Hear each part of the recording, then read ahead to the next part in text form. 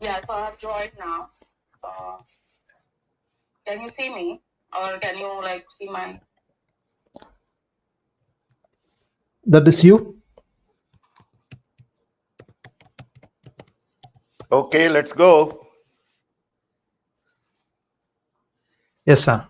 Hey, good morning, Sam. Good morning, Sean and Privadana, Rakesh, and everyone. Greetings from New Jersey. I happened to be in New Jersey for an event last night organized by the Indian Overseas Congress to launch their New Jersey chapter. There were almost... Before that, I want to wish you, Sam, on your birthday. So it's maybe a day, we maybe had 1 day delayed, belated birthday Thank you, wishes. Tom. So it's yeah, go ahead, sir. No, I was saying, Sean, I have two birthdays. One is the real one, which is November 16th. And then I have another one on the passport, because when I was born, there were no birth certificates. There were no doctors. There was no hospital. Parents would record in small little book that the boy was born on Ram Navami or some time based on Indian calendar.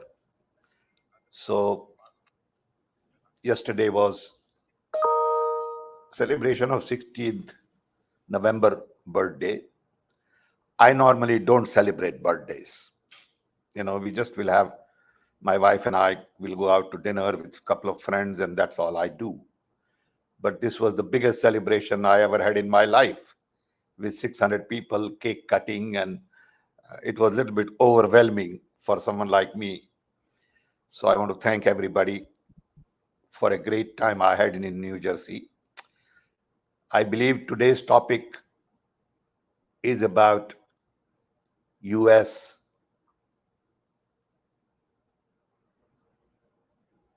position, power, and role in shaping the world of tomorrow. So maybe I'll spend 10 minutes to give a little background from my perspective, and then we'll open up for a broader conversation. Is that okay, Sean and everyone? Yeah. Yes, Sam. Okay. Thank you. We all know that US has played an important role in the last 100 years, especially after World War II. US has dominated global dialogue. US has shaped, indirectly or directly, major forces in the world. In fact, during World War II, US put together a design of the world which gave birth to UN, World Bank, IMF, ultimately NATO, WTO, and many other institutions to really promote democracy, human rights, capitalism, consumption, and military. We have talked about this in the past. The entire design at that point in time was focused on rebuilding Europe, Japan, which was destroyed, little bit of guilt because of the bomb dropped on Hiroshima and Nagasaki. And US spent a lot of effort in reviving global economy. But the bottom line was to really fight communism. US saw Soviet Union as the enemy, and everything was designed to be targeted at that second so-called superpower. This fight continued with intervention in Vietnam,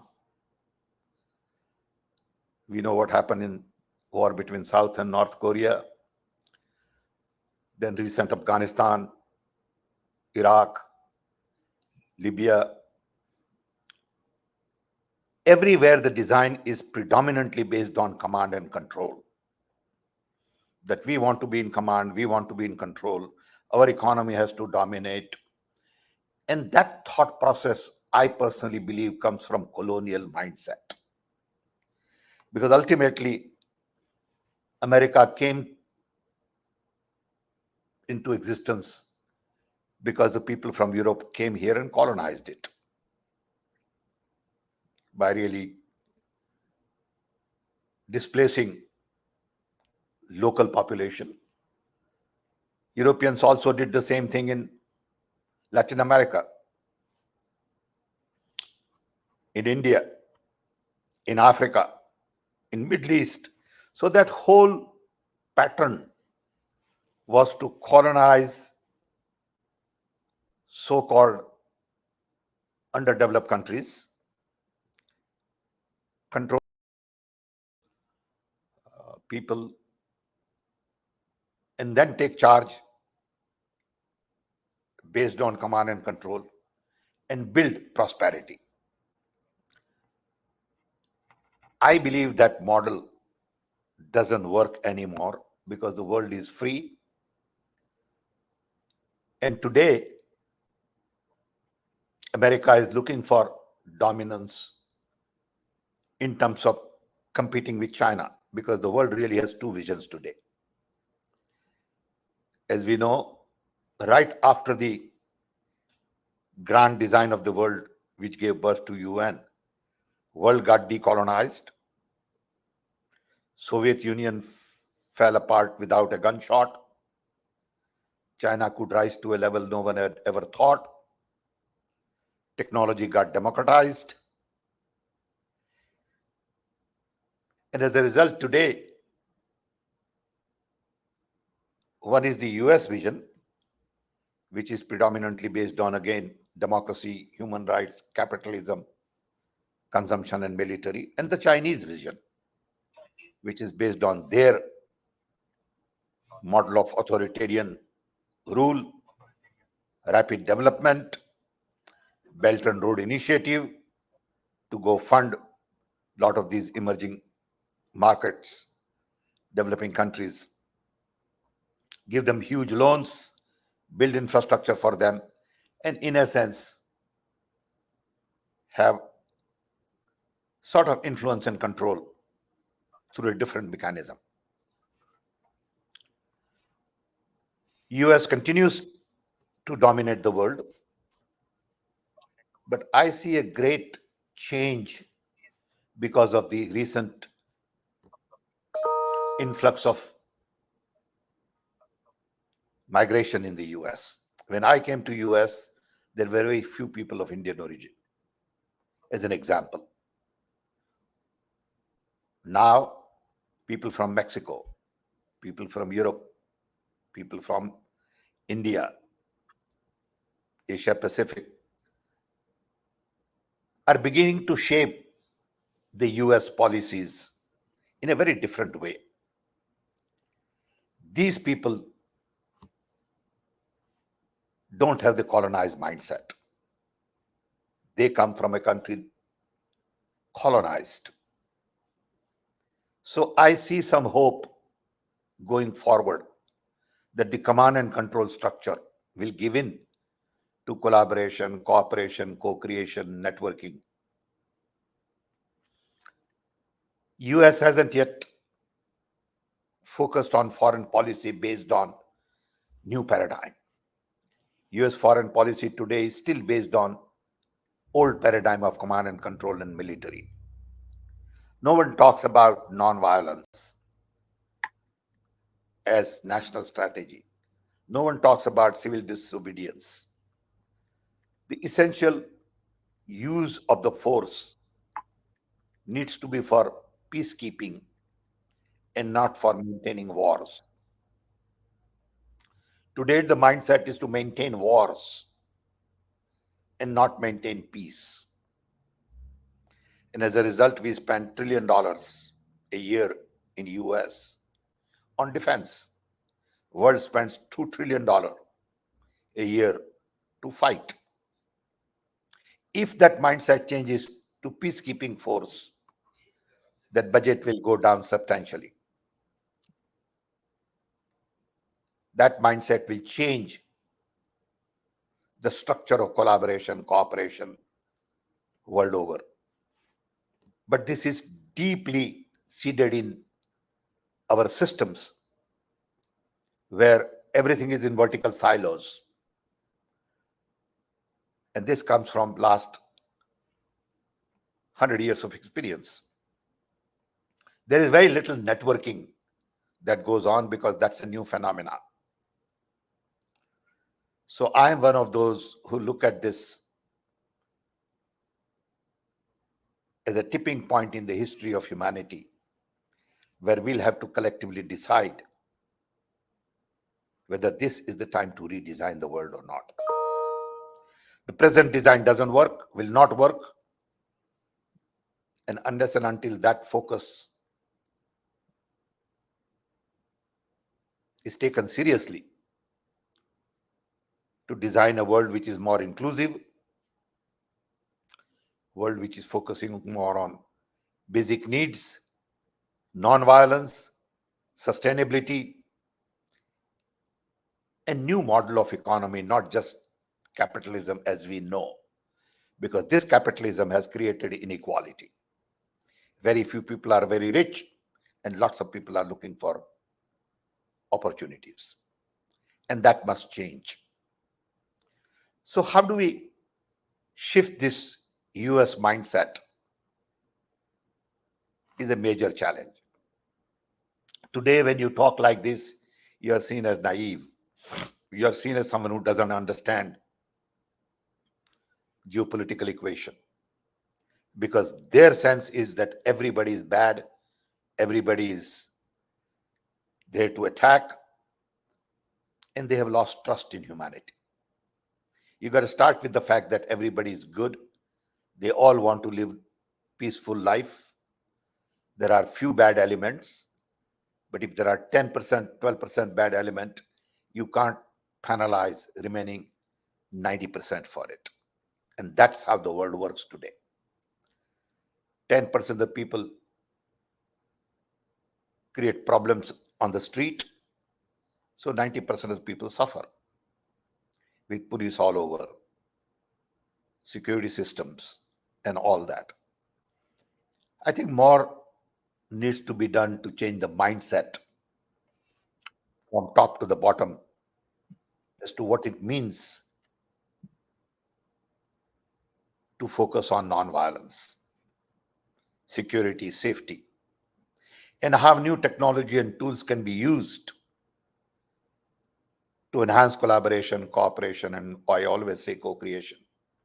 Because the best way to create peace between two enemies or people at the border, as they call, who constantly fight, is to really exchange trade, improve trade,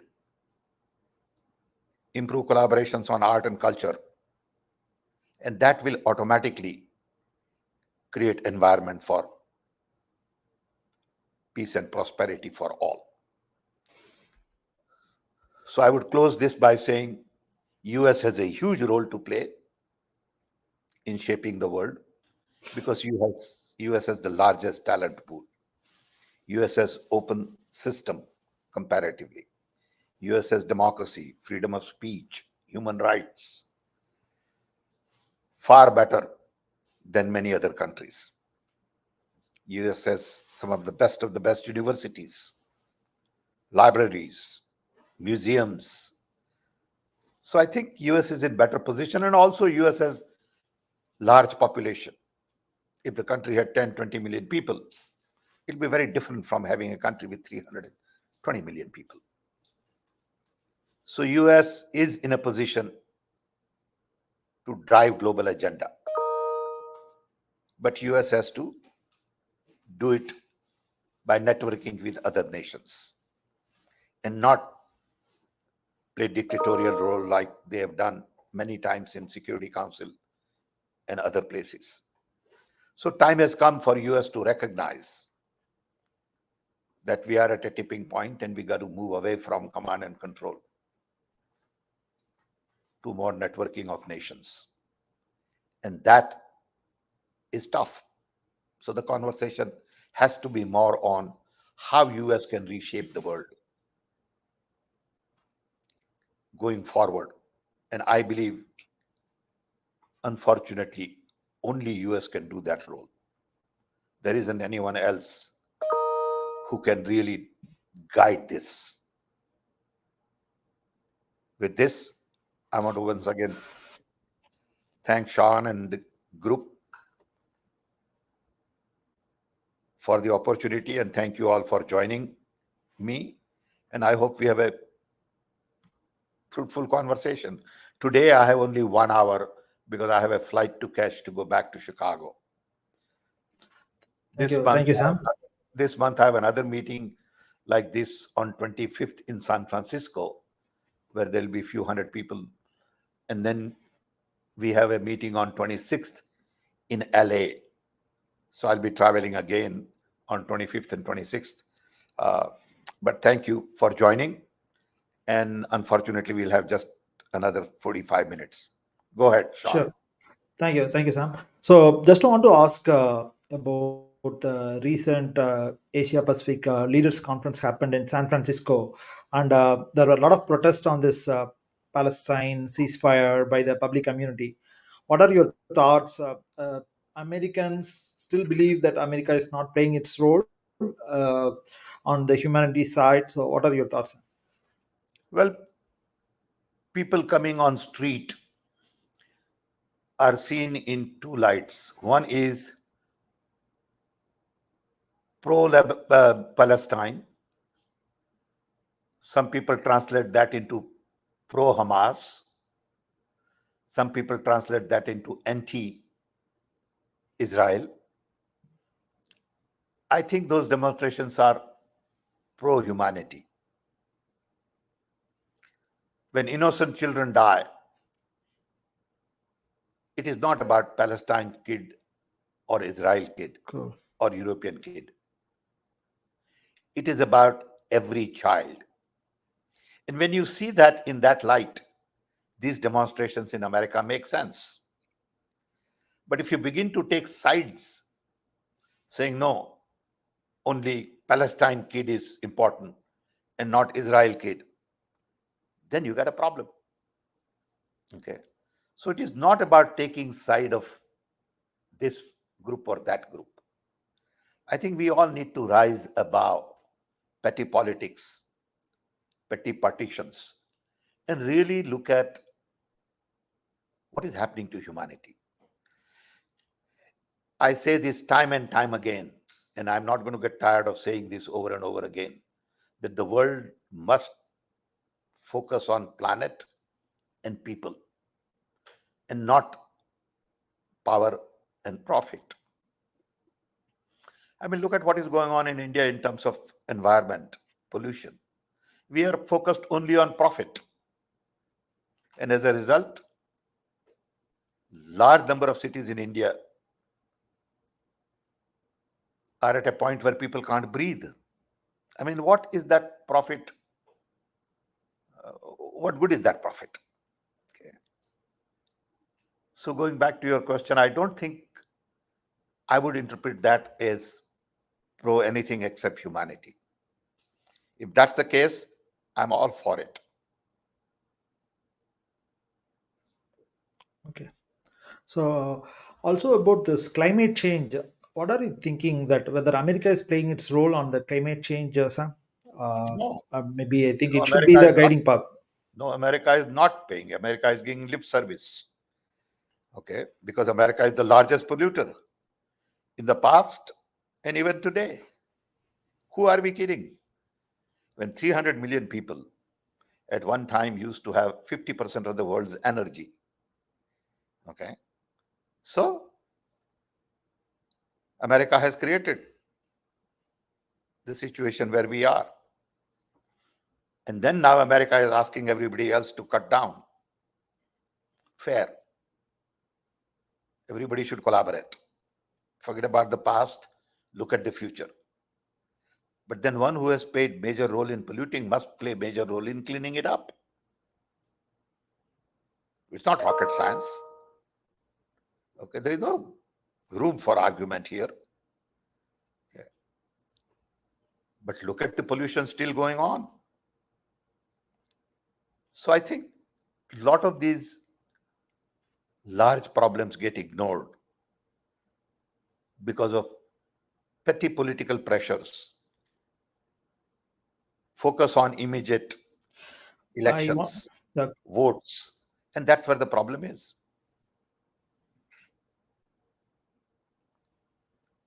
Go ahead, Son, you're saying something. Thank you. I want to just give an opportunity to Priyambata and I just want to give an opportunity for India with Congress, Priyambata and team, for inviting some of our audience. Priyambata, why don't you ask some questions you guys have from your community, please? So can you hear me? Yeah. I can hear you, Priyambata. So this one, can you the forward you said, can you just speak in Hindi? Some of them have requested. So what do you? Can you just say the thing in Hindi, whatever you said earlier about the US? Because a lot of the listeners here are in Hindi. I can't hear you that well. The same forward, can you repeat in Hindi, Sam? Which forward? Okay. The same introduction about America's role in the new global order, Sam, in Hindi. In Hindi, that's true. वो जरा तकलीफ वाली बात है, लेकिन मैं कहूंगा कि अमेरिका ने वर्ल्ड वॉर के वक्त, लास्ट वर्ल्ड वॉर के वक्त एक डिजाइन तैयार की थी दुनिया के लिए, जिससे United Nations, world bank, IMF, WTO, WHO सब बना। वो डिजाइन में अमेरिका की इच्छा थी कि वो democracy, human rights, capitalism, consumption और मिलिट्री पे ध्यान दे और दुनिया पे कंट्रोल रखे कि उनकी जो कीमतें हैं, उनके जो विचार हैं, वो आगे बढ़ाए। उस वक्त सोवियत यूनियन, कम्युनिज्म उनका दुश्मन रहा।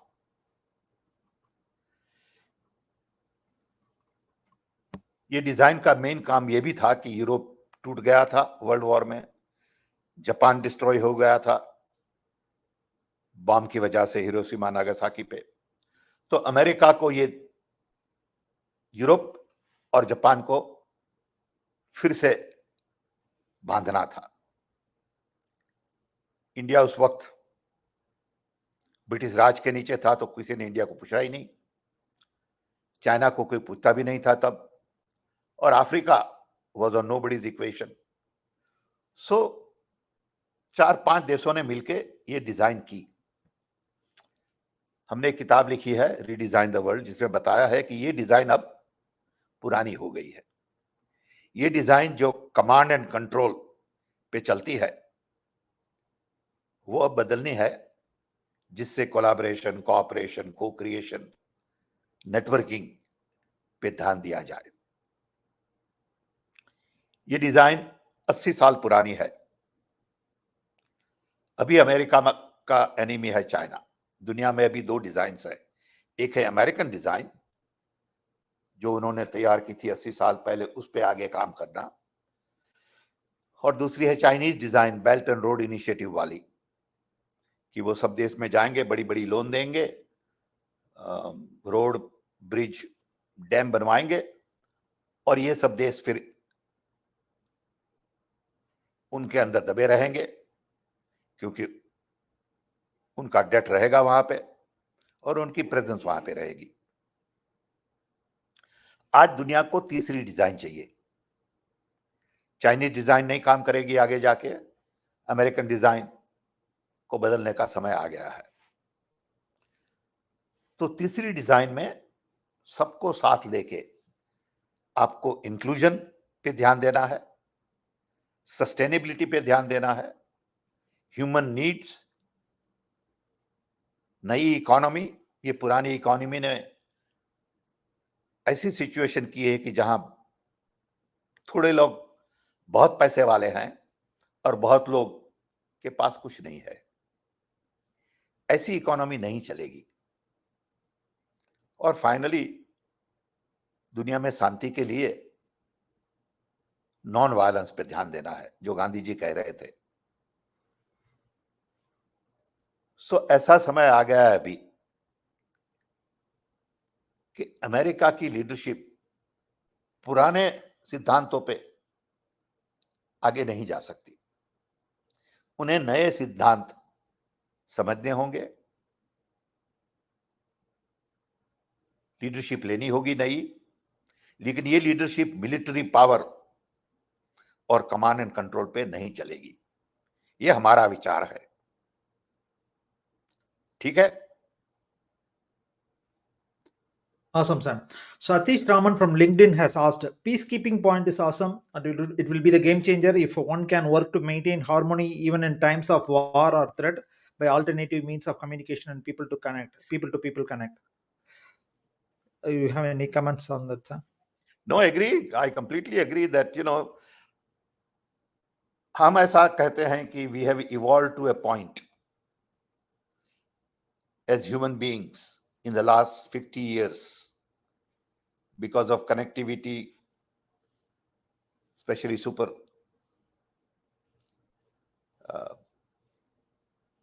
internet connectivity, that we can sit across the table and resolve our differences, and we don't need to take to guns and bombs to resolve our differences. That is a fundamental difference in belief. I believe there is nothing that can prevent me from having a dialogue with my enemy. Respect them, try to understand them. They are also people. They don't want to fight. Compromise, but you got to give. If you're not willing to give, then you'll have a fight. अभी क्या हुआ है कि जिनके पास बहुत सारा है उन्हें कुछ देना नहीं है, जिनके पास कुछ नहीं है वो लड़ाई करते हैं कि हमारे पास कुछ नहीं है।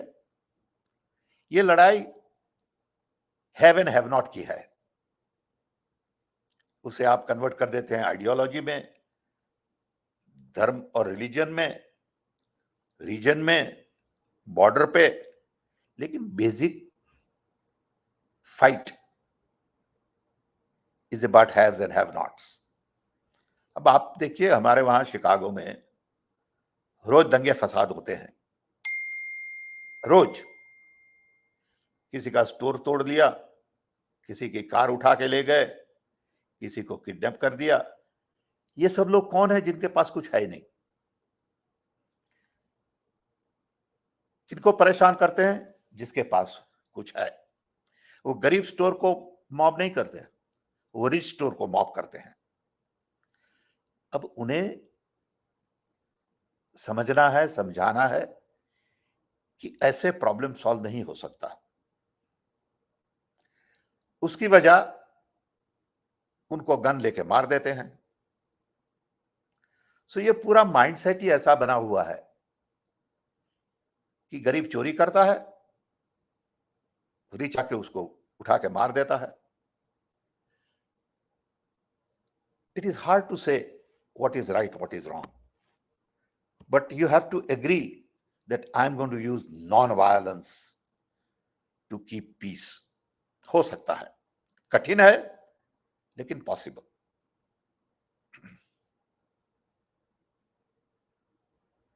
Sure. I think that's another question. So the world is more fragmented more than ever before. How can global thinkers and opinions shapers work to create a new world order that can uplift people within and across continents, work for equality, harmony, and create a plan that can promote sharing and caring? What role can India play to create such a scenario? देखिए अभी ऐसा माहौल है Satish कि Raman कोई from किसी को, LinkedIn. हाँ थैंक यू, गुड क्वेश्चन। अभी ऐसा माहौल है कि nobody wants to listen. किसी को सुनना नहीं है, सबको सलाह देनी है। अगर 100 लोग हमारे जैसे दुनिया में आके बताएं कि भाई ये सॉल्यूशन है, सुनने वाला कौन है? हम ही हैं, हमारे दोस्त ही हैं। जो पॉलिटिक्स में है, मिलिट्री में है, बिजनेस में है, उनको तो उनका काम करना है, उनको आर्म्स बेचने हैं, आर्म्स बनाने हैं, झगड़े करने हैं, वोट लेने हैं। So civil society's role in national and global opinion making is very little nowadays. Of course, it is possible. Of course, we can't lose faith. Of course, we have to go on doing what we do. But it is difficult. Because people only listen to those who are in power or in profit. अभी दुनिया के 100 richest people come together and say, we want to stop military machine. It will have an impact. But if 100 intellectuals, concerns, citizens like us will come together, it probably won't get attention. दुख की बात है, लेकिन ये reality है, हम समझते हैं। लेकिन इसका मतलब ये नहीं कि हम बोलना बंद कर दें। इसका मतलब ये नहीं कि हम वो विचार पे आगे काम नहीं करें। हम करते रहते हैं। हमारे हैं 100 दोस्त ऐसे दुनिया में, सब जगह, from Europe to Africa to China to Japan to India. But you need global community. You can't have a community from one country saying it, because it will be misunderstood that there is some agenda. So you need to bring global community to solve global problems. You can't bring Indians to solve global problem by themselves. Of course, they have to be a party to it. But you need global platform to solve global challenges. ठीक है?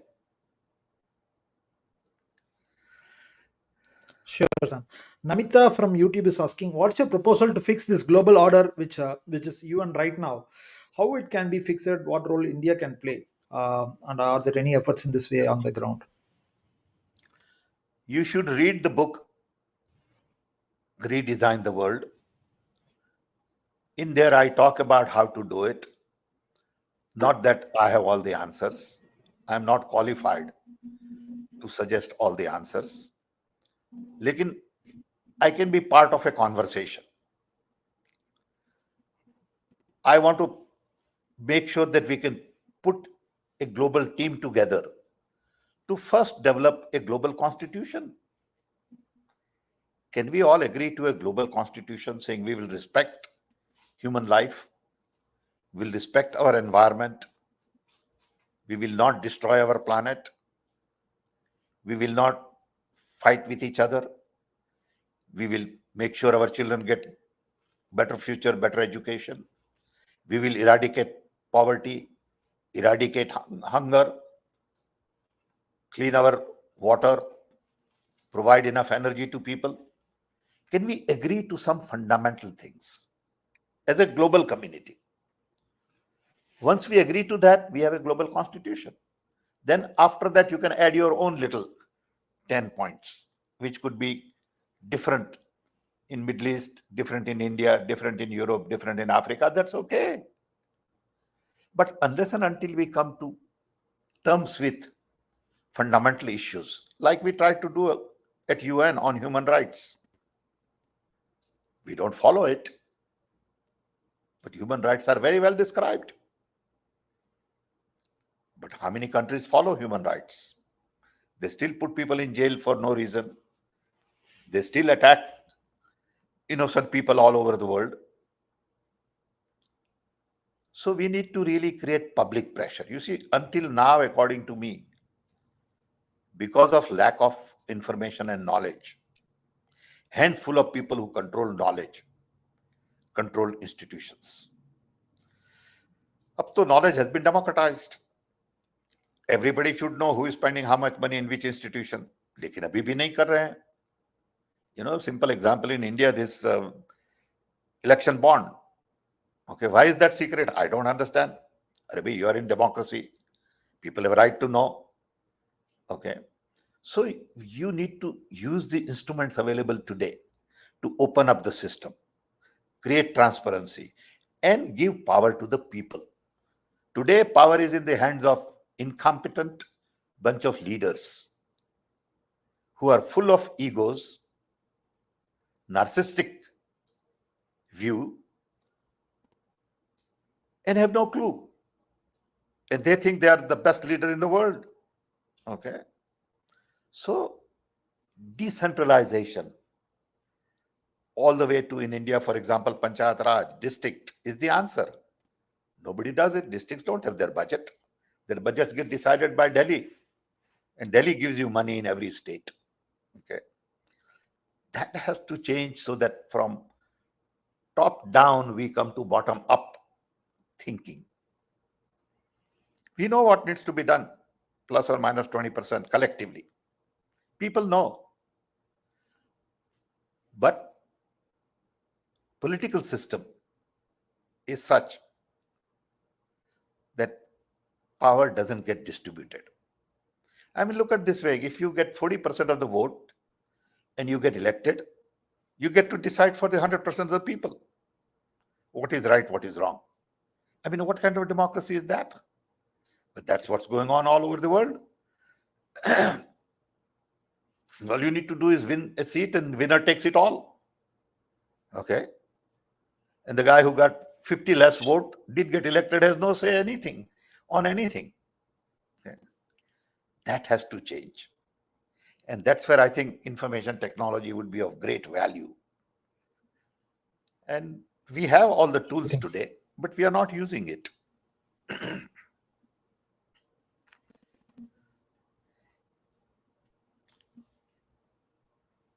Premvada? There's a new system which need to be reinvented, which is what I have one Zoom question. Yeah, Premada, you have any questions from the Twitter space?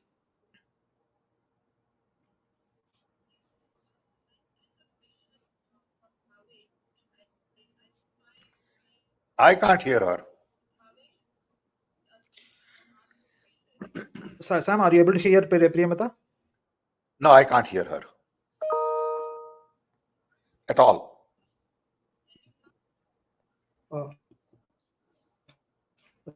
You cannot hear her? Okay. No, I cannot. Premada, I think you need to put Sam on speaker or something like that. You are not able to hear Sam? Okay, give me a minute. No. And today I don't even get the text question. Okay. Yeah. Normally. Yeah. No, I can go with the next question. Give me 1 minute, Premada. Sure, sure. Yeah. Yeah. Even the text question is also good. So we'll go in discussion about China's growing economic influence on the global stage. How do you perceive the shift of the balance of the financial power between US and China? Subhash Mantri. I think US will still remain the financial power because all global transactions take place in dollars. China has tried. China is trying. The BRIC currency is another example. It will take long time to move away from dollar to any other currency for global trade. US will remain a powerhouse in financial world. I believe that's not going to change in my lifetime. Okay. So we have to accept that. Okay. But the question is, how do we use this powerhouse effectively? Because US is democracy. You can criticize, you can communicate, you can argue, you can reason. In China, you can't. Okay. So in US, you can say something and people, some will listen and they won't put you in jail tomorrow morning. In China, nobody will be able to criticize. Okay. So that's the beauty of democracy and that's the beauty and power of US. And collectively, we have to use that power to create better world. See, in US, you have administration and you have people. I believe people's voices in the US are very different than administration's voices. US people are very generous. US people are very tolerant. Of course, there are issues of race and all, but overall, they want to do public good. That doesn't get translated into US policies the way it should be. And there is a disconnect. You look at US universities, very liberal, very open. They have answers to many of these issues. There are global experts on each of these issues. I mean, they know things I would take lifetime to learn. Do we listen to them? Do we take their advice? Do we use domain experts to reform things? These are the challenges in US.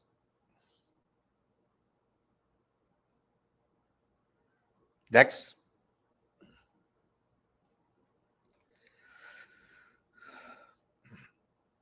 But how come I don't see today the text messages where I can see questions?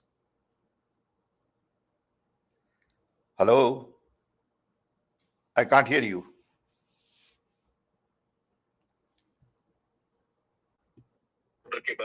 Yeah, 1 minute, Sam. Sam, there is a question from Twitter space. Bhavesh, can you repeat the question?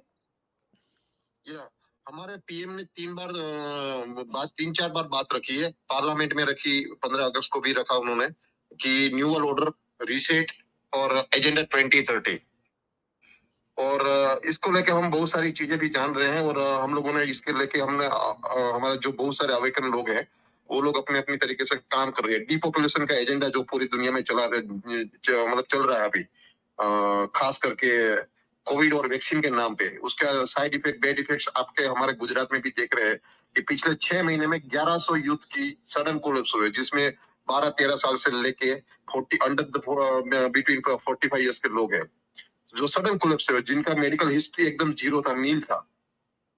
तो ऐसे लोग जो sudden collapse हो रहे हैं, उसके लिए ICMR कुछ और बोल रहा है, डॉक्टर्स कुछ और बोल रहे हैं, डॉक्टर अपना मुंह खोलने के लिए तैयार नहीं है।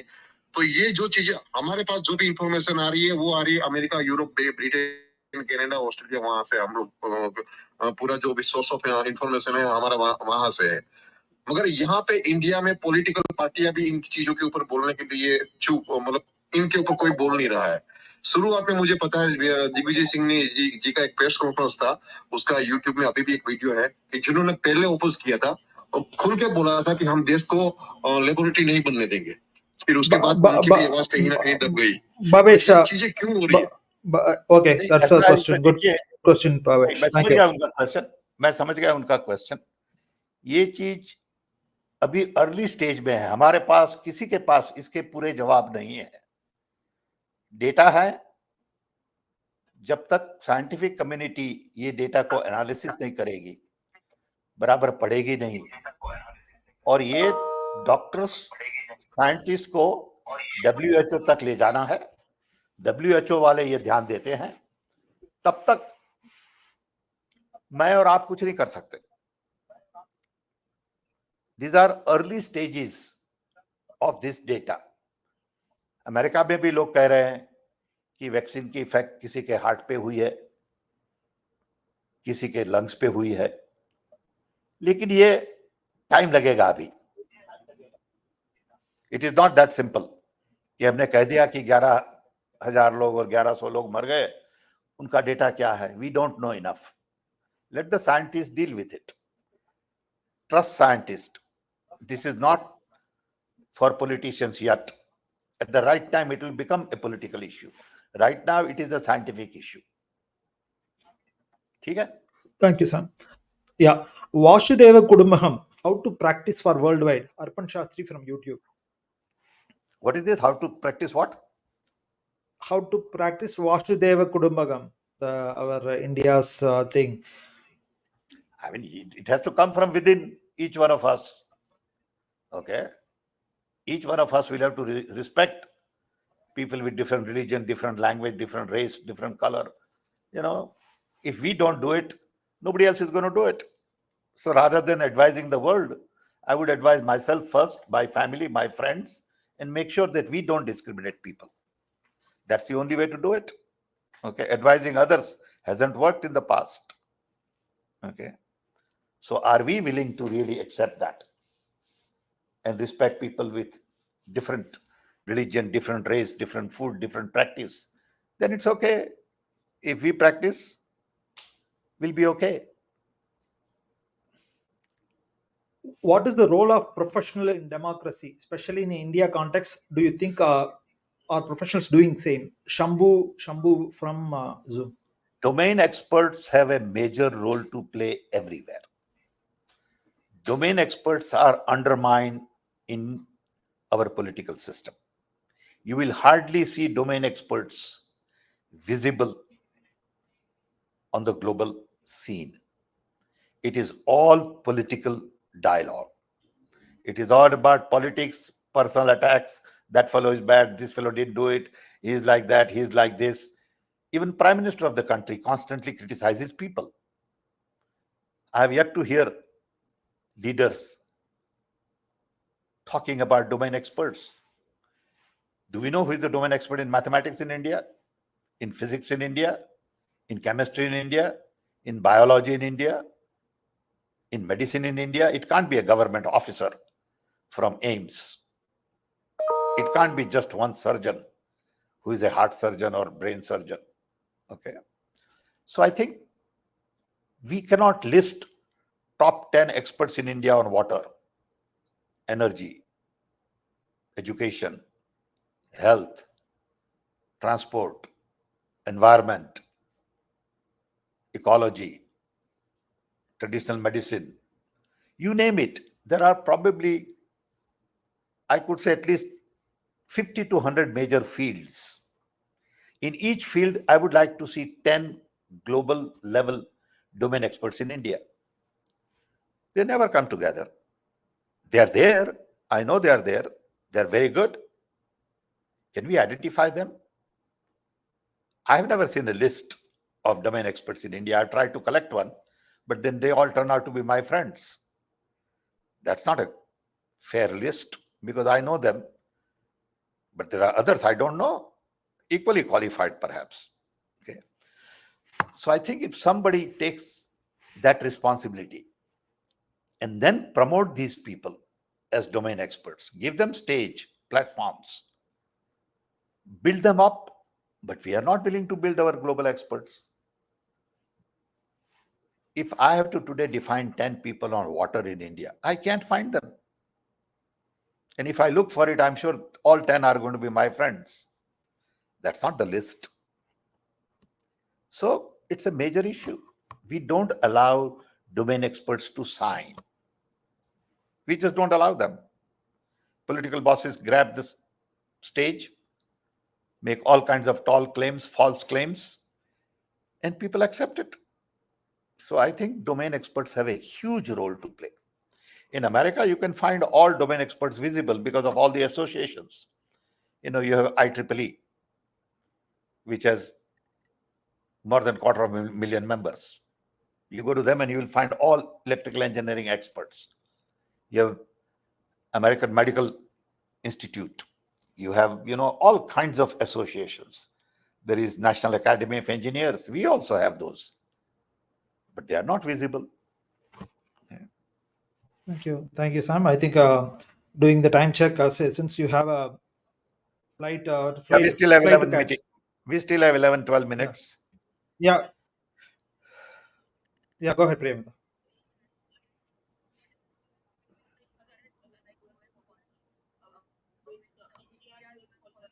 I can't hear you. So So I think the Priyamata's question is about the US-India policy, Sam. So what do you think that that can be changed? Sorry, Priyamata, Sam couldn't hear. I am translating for you. Go ahead, Sam. well, India and US has to have good relationship because we are the largest and the oldest democracies. These two countries really drive democratic thought. Of course, there are smaller countries in Europe, whether it is Germany, France, Italy, UK, Scandinavian countries, others. But these two are the pillars of democracy today. Are they working together? They may be working together on nuclear field or on business and trade. That's not what I'm talking about. Okay.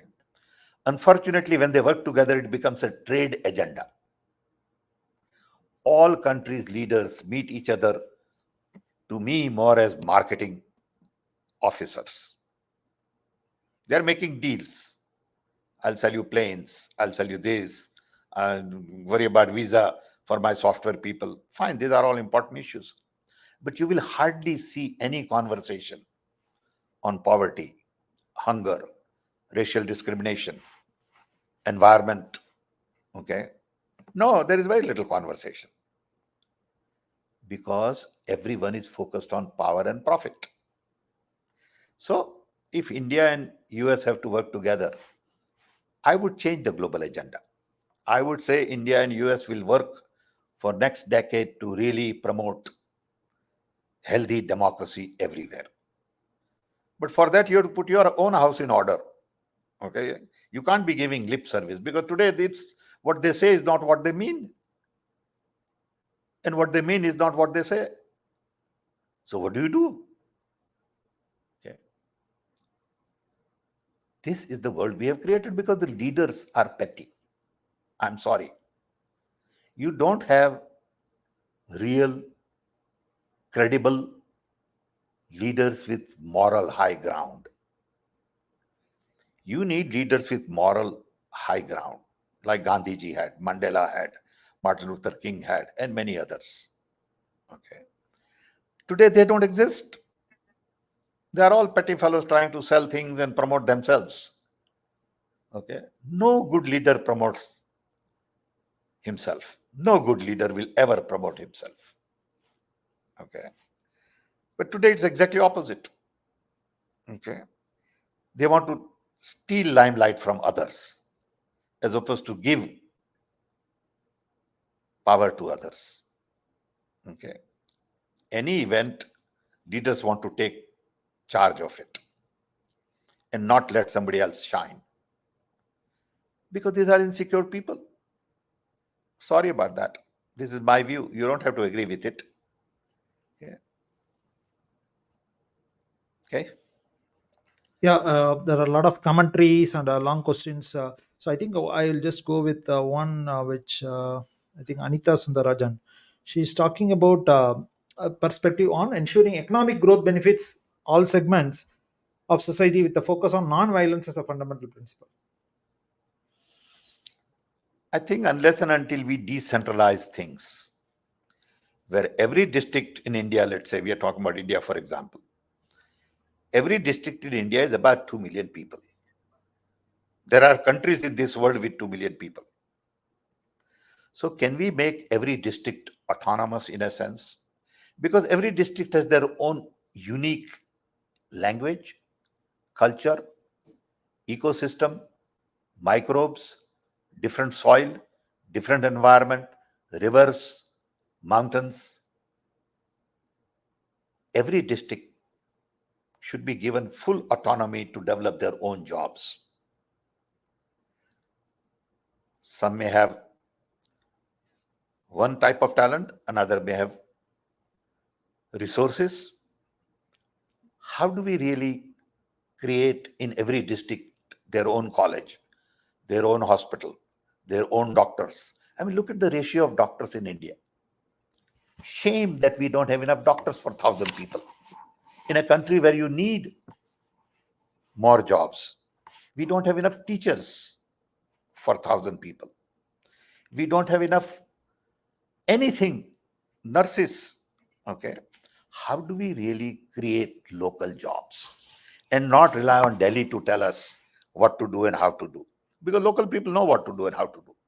Don't underestimate their local talent. They may not have PhD, but they know that this is a better bajra than the one Delhi is telling them to grow. They know that this is a better, way to fertilize their land than what multinationals are telling them. So if I had an option, I would say build 700 districts in India. Create government structure at district level, which doesn't exist. District is run by collector, not by elected people. I mean, what kind of a system is that? Why should IAS officer run a district? District should be run by elected people. Why should a city be run by a commissioner and not by a mayor? Mayor has no voice. Mayor has no power in India. Mayor is there for a ceremonial things. These things will have to change. Until these things change, top-down approach will continue. Command and control mindset will flourish. Petty leaders will take control, manipulate things, lie, cheat, and remain in power. And that is the problem. Okay. It's not rocket science. We haven't done it in the past. Somebody said, why didn't we do it? Well, maybe we were not ready then. Today we are ready because we are all connected. We have many more educated people. We have come a long way. So today's decision have to be different from the decision 50 years ago, 30 years ago. So don't tell me, why didn't we do it in the past? Someone was talking to me yesterday and he said, how come we didn't take care of OBC and Dalits in the past? You are right. We should have, but maybe we were not ready. So don't give me an argument against not doing it today. I got to do it today. Forget about what happened in the past. So this is one of those things that we need to pay attention to. Decentralize, decentralize, decentralize. Thank you. Thank you, Sam. I think we are coming to the closure of the session. So happy birthday once again, Sam. I don't know how many of us are will be passionate, perseverant, entrepreneurial, innovative like you in 81. Keep inspiring us. We may not be perfect. You keep me young. Yeah. You all keep me young. Yeah. Without Yeah. association with young people, you never feel young. So I'm thankful to you all for joining me. And I wish we could do this more often and much longer. I also learn as to what is on your mind. And I can see from the questions that you are all concerned people. You all mean well. You don't want war. You want peace. You don't want to discriminate. I can see from your questions. They're all good people.